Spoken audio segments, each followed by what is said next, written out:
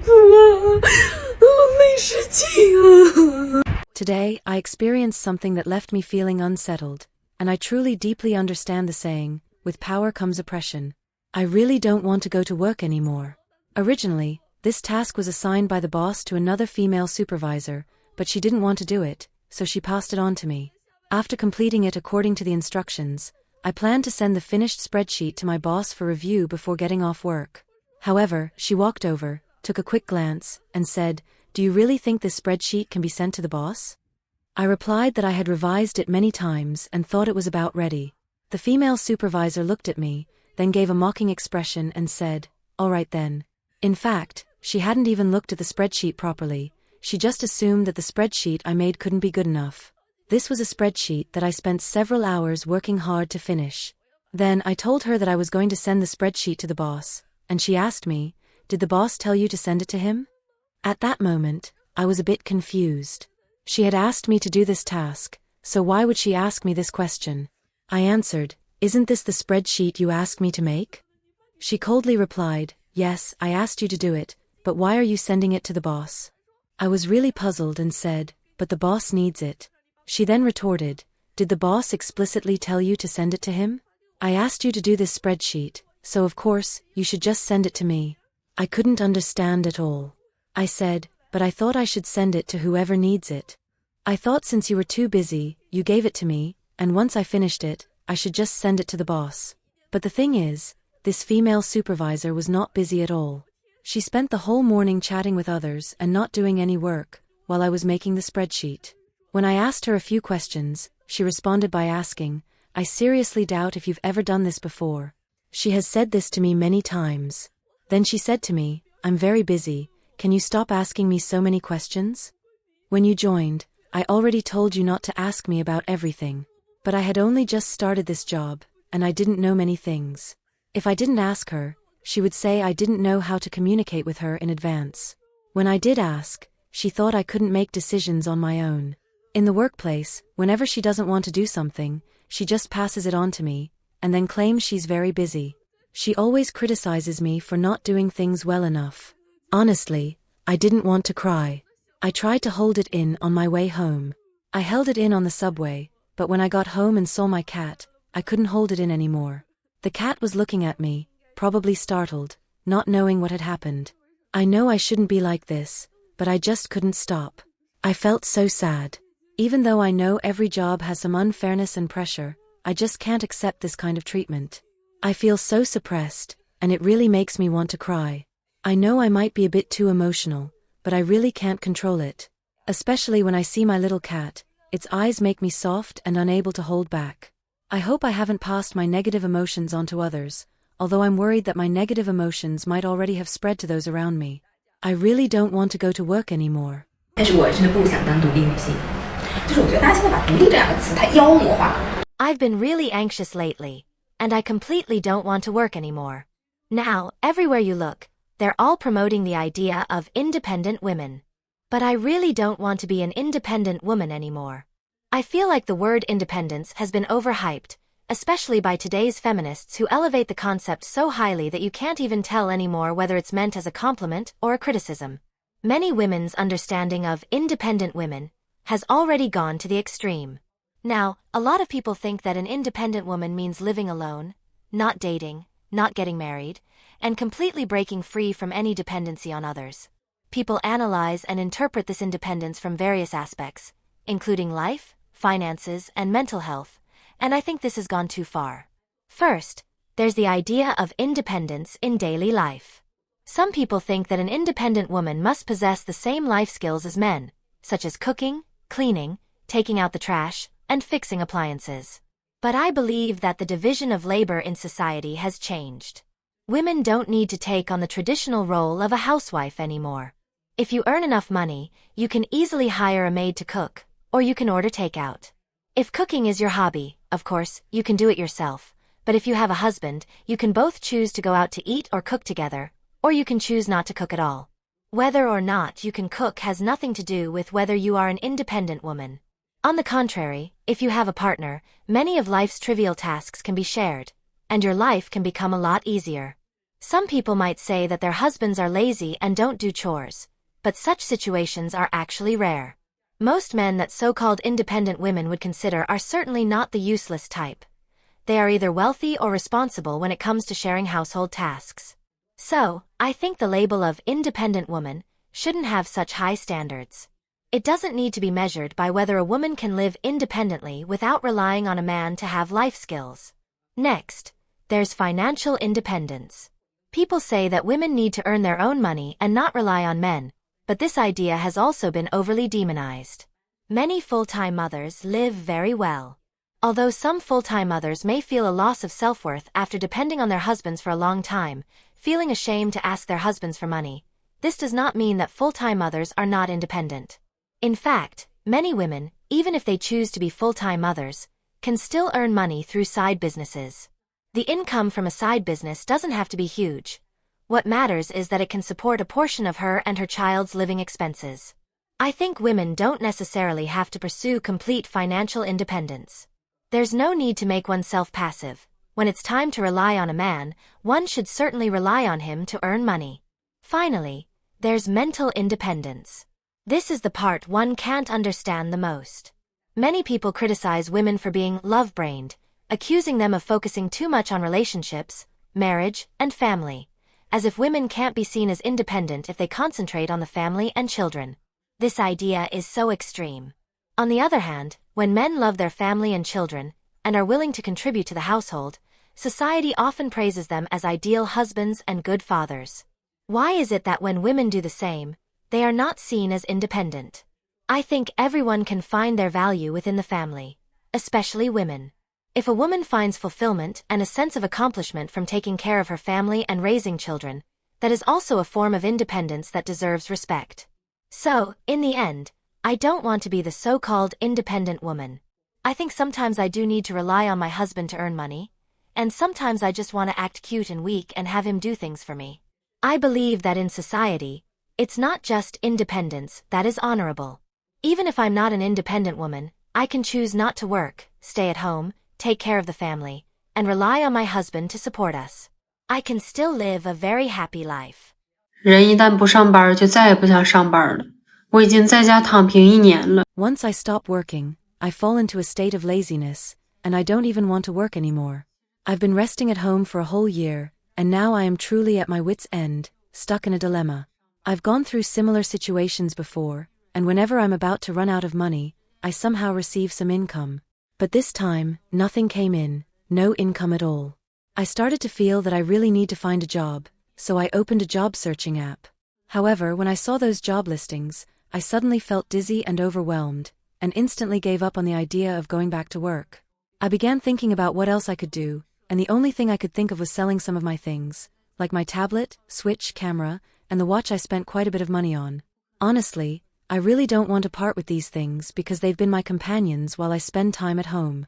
They're my only source of entertainment. More importantly, these items hold a certain value to me, and now I can't afford to buy them back in the short term. But despite this, I would rather be in this difficult situation, would rather sell these things, than face going back to work. I've gotten used to lying low at home, avoiding going out if I can spend the whole day indoors, living day by day.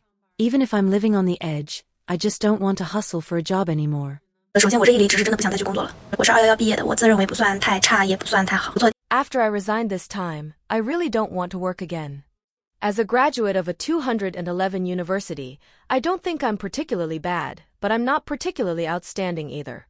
My first job was in graphic design, and basically, every day I had to create posters for others. My monthly salary was about 4,000 to 5,000 yuan. The work was very busy, and not only did I have to do my own design work, but when my boss had free time, I was also tasked with other miscellaneous jobs. This kind of situation is very common in many jobs. Another thing I didn't like was that people were very keen on overtime, and it was never the case that people left work on time. I thought to myself, why should I work overtime? My salary was only 4,000 yuan, and I didn't even get paid for overtime. Why should I stay in the company and work overtime? The overtime hours were completely for the benefit of my boss. What's even more interesting is that some people actually think working overtime is an honor and something to be proud of. I couldn't understand these people's thoughts at all. Also, I think there's no need to explain anything about it. What is the point of work? Of course, it's to earn money. If it weren't for money, I wouldn't be working. Now, I do part-time work and side jobs, and I can say that I really enjoy them, but when I work for someone else, it's just about earning money, nothing else. At that time, I would leave at the scheduled time, and my boss was naturally unhappy with me. As a result, I wasn't promoted. Honestly, this situation made me very dissatisfied. I felt that work had no meaning, it was just busy work for others. Later, I changed a few jobs, and eventually ended up in my last position, where I worked for about a year and a half. I personally think that job was even more absurd. When I first joined the company, my monthly salary was 7,500 yuan, but when I left, my salary had dropped to 5,000 yuan. There was still no promotion, and my salary was reduced. The workload remained heavy. In fact, there was one time I worked all day in the company, from 8 a.m. until 10 a.m. the next day, without any rest. The boss seemed to think that this kind of overtime was completely normal, and even thought overtime was something to be proud of. I couldn't understand it at all. Eventually, I realized that almost all the design work in the company was done by me alone. But my boss still thought I had nothing to do, when in fact, I was being overworked and getting more and more tired. I really don't understand why lower-level employees are always exploited by mid-level employees. Does exploiting lower-level employees make them into high-level employees? I just don't understand why it has to be a constant downward exploitation. In the end, I really didn't want to continue, so I decided to resign. After resigning, I took a 6-month break. As a 30-year-old single person without children, I didn't feel that my quality of life had decreased. In fact, I felt like there were some benefits. My financial situation didn't change significantly, and I didn't make or lose much money, it was about the same as before. During this time, I also did some side jobs, which were more of a personal hobby, and my income didn't really change much. For someone who had a monthly salary of 4,000 to 5,000 yuan, doing side jobs or part-time work felt about the same, and it wasn't as restrictive as a traditional job. In this state, I could work entirely based on my personal interests, rather than dedicating all my efforts and results to my boss. In the previous jobs I had, my monthly income was not high, all below 10,000 yuan, so I felt that if I wanted to find a job with a salary of 4,000 to 5,000 yuan, there were plenty of such jobs available, and I didn't need to worry about not finding work. As long as I could manage my own time and work at my own pace, that would be enough. I don't really like traditional work modes. I don't want to work just to buy things for loans. I don't want my life to become overly stressful. When I first started working, I thought that hard work was the most important thing, but after working for a while, I realized that simply working hard doesn't always lead to good results. Sometimes, even if you work really hard, your efforts are still not recognized or rewarded.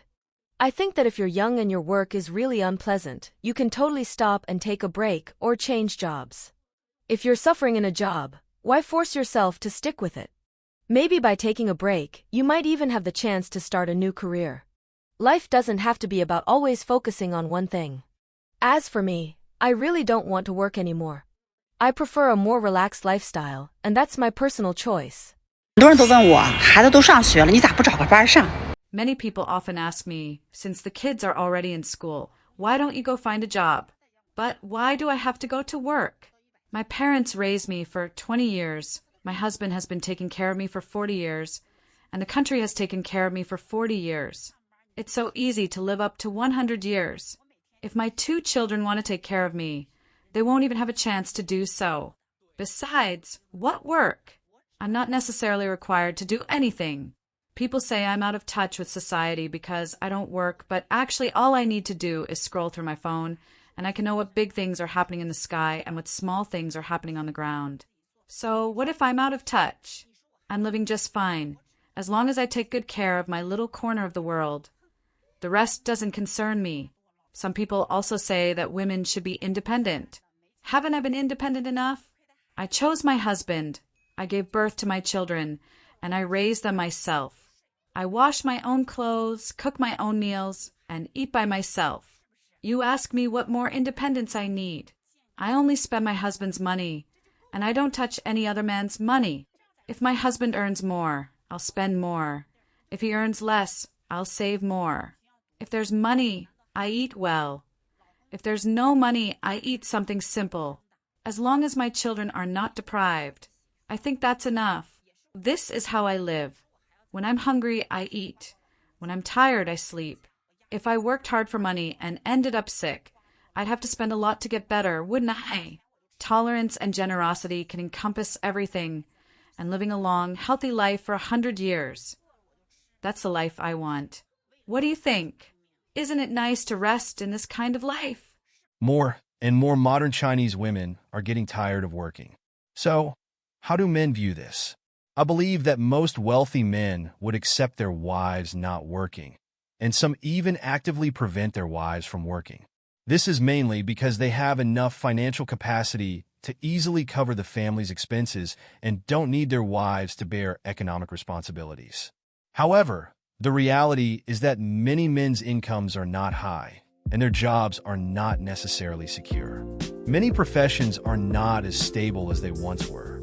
They're reluctant to marry a wife who doesn't work, or even one with a low income. They fear they won't be able to support the family, and they worry that if their income decreases or they lose their job, the entire family's livelihood could be threatened. Therefore, many men are increasingly focusing on a woman's economic situation when choosing a partner, particularly whether she has her own job and a stable income source. This is why many women today feel that men have become more realistic in their approach to dating. Would you be willing to marry a wife who doesn't work? Feel free to leave your comments. I'd love to hear your thoughts. If you like this video, please like and subscribe to our channel. Your support means a lot to us, and we will continue to provide you with better content. Thanks again for watching. See you next time.